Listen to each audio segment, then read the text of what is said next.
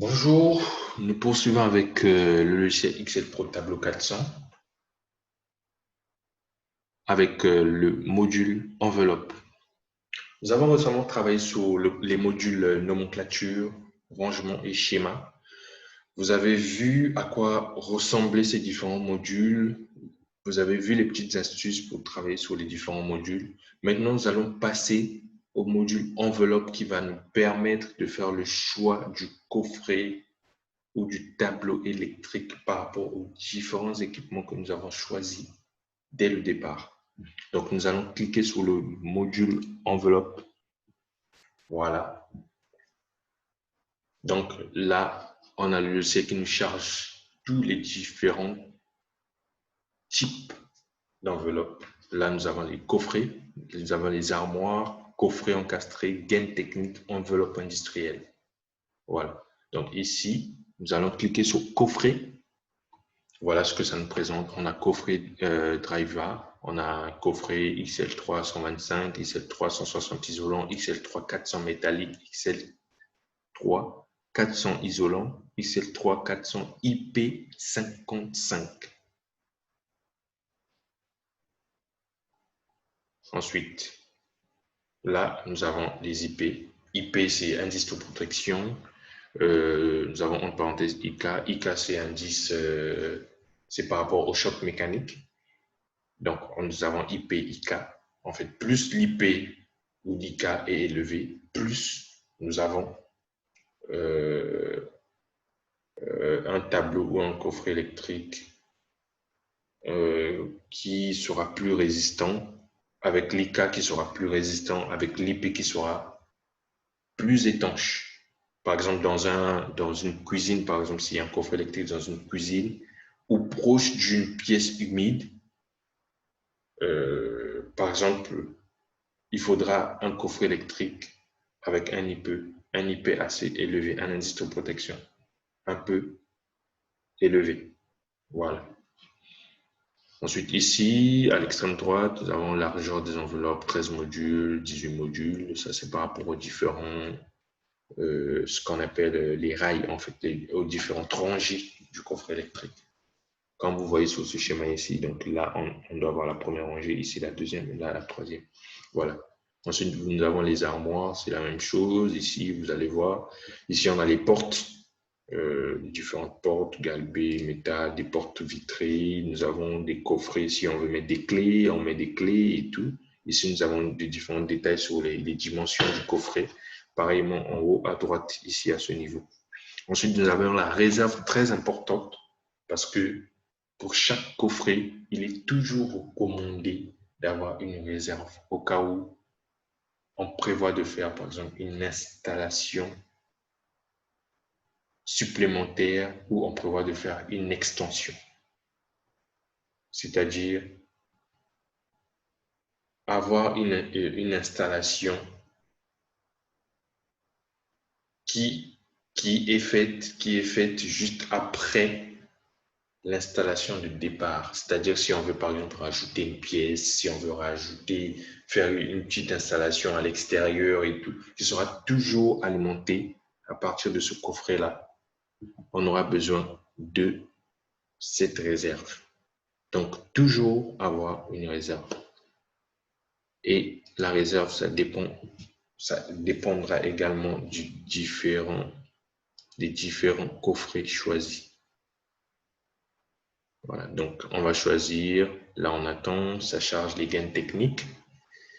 Voilà, on a les différentes gaines, on a les différents coffrets. Donc on va choisir un coffret.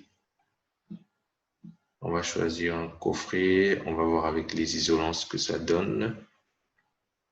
Voilà, ici on a une réserve de 56% qui, à mon avis, et surtout par rapport à la norme qui sera un peu trop élevée. Donc, pour la réserve, on doit être autour de 30%, ça va aller.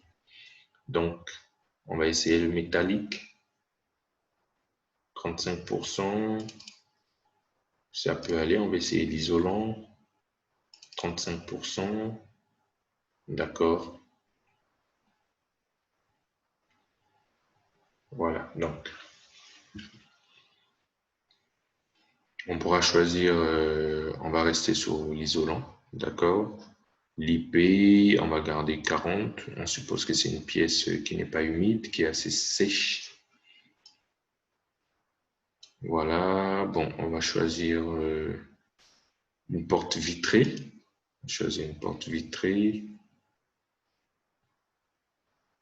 Ensuite, on va choisir une clé. Hein. On va mettre une clé juste par sécurité. Ça dépendra de là où sera placé le câble électrique. Il peut être placé dans une pièce qui sera en permanence fermée et par sécurité, on n'a pas nécessairement besoin d'un coffret électrique avec une clé. Donc, c'est ça pour la pièce. Ça peut être un local technique. Généralement, c'est ce qu'on dit. Ce sont des locaux techniques plutôt. Voilà. Donc ici, on a une réserve modulaire de 35,4%. On a le nombre de modules dispo qui est de 17. Le nombre de modules dispo, 17. Ça veut simplement dire que sur cette réserve, nous pouvons placer 17 équipements modulaires sur la rangée. Voilà.